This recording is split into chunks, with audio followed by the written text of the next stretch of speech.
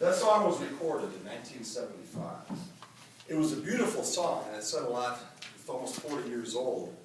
But it also was the cornerstone of the Kodak brand for almost 2 decades. And we're talking about a brand that's dedicated to the preservation of memories. My speech today, fellow Toastmasters, is not about the preservation of memories. My speech today is about the creation of memories. Because with every fiber of my being, I believe that the ultimate measure of a life well lived is your highlight reel. I've talked about this before. People say, well, what's your highlight reel, Steve? The average person lives 750,000 hours in a typical lifetime. And if you leave with an hour and a half to 2 hours, I think you're lucky. I think you've had a life well lived. And I'm not talking about the trip to Hawaii for a week. I'm not talking about the honeymoon. I'm talking about those 2 or 3 second slivers that are burned in your memory forever. I'm talking about those moments. I'm talking about the last breath of a loved one passing. I'm talking about that one kiss, that one sunset, that one moment that will be eternalized in your memory and the memory of your loved ones forever. And my philosophy also is that fate is not the only arbiter of creating these epic moments. I think that we have a great responsibility and a great ability to craft these moments. And there's a fine line between creativity and contrivance, but I do think self-awareness is part of it. And I was going to give you a couple stories as an example of highlight reel experiences that started as not highlight reel experiences, but awareness made them so. I had been divorced about 6 months, and my little girl was 4 years old, my little daughter who I love dearly, and she was in her pajamas in the kitchen, about this big, and she's unloading the dishwasher, and she drops one of my favorite plates. It's a plate that was given to us for our wedding, and she drops it and she breaks it. And I look at her and I said, Julia, I said, do you have any idea how much that meant to me? I said, that plate is one of the few things I have left from my marriage. I said, I was only been out 3 months, I'm hurting, tough time. I'm sorry, Daddy. Well, 2 things happened. One, I realized how badly I had messed up.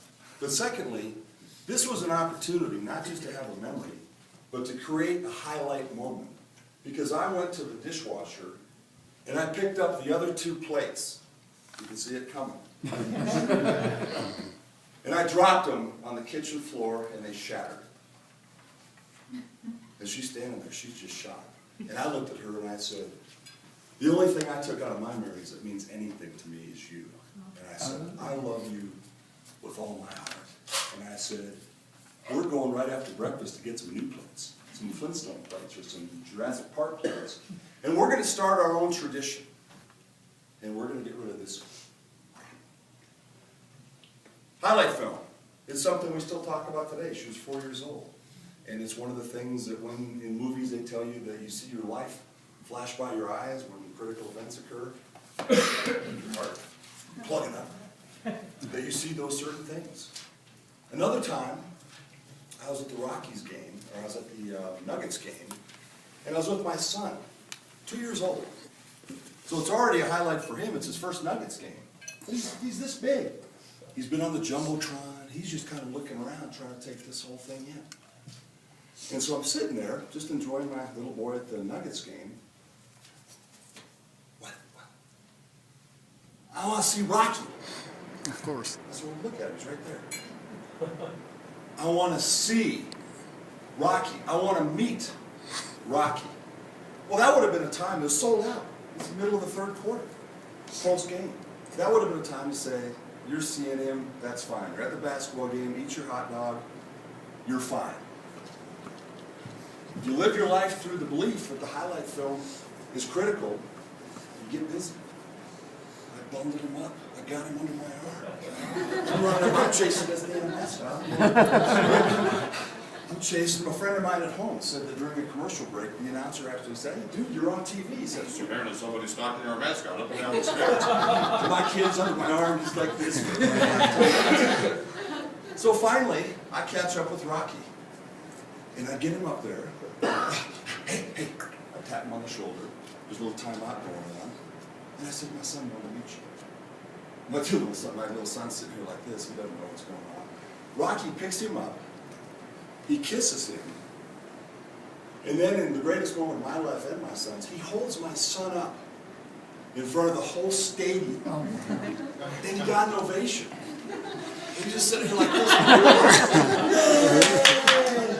He just stood there the whole time. So I grabbed him and headed back towards the seat. Highlight reel. And it's something that would have been just a good moment that you made into a great moment. One of my favorite quotes is Jonathan Matthew Barris, who said, "God gave us memories so we could enjoy roses in the winter." I love that. And I think that 40 years from now, they're not going to be talking about your car. They're not going to care a whit about your house, or your money, or your insurance policy. But 40 years from now, they're going to be smiling over a cup of cocoa and talking about the Nuggets game. They're going to be sitting by the fireplace at Christmas and talking about that broken dish incident and how much that meant to everybody. I will close by saying that I don't think there's anything more critical in life than ensuring that at the end of the day,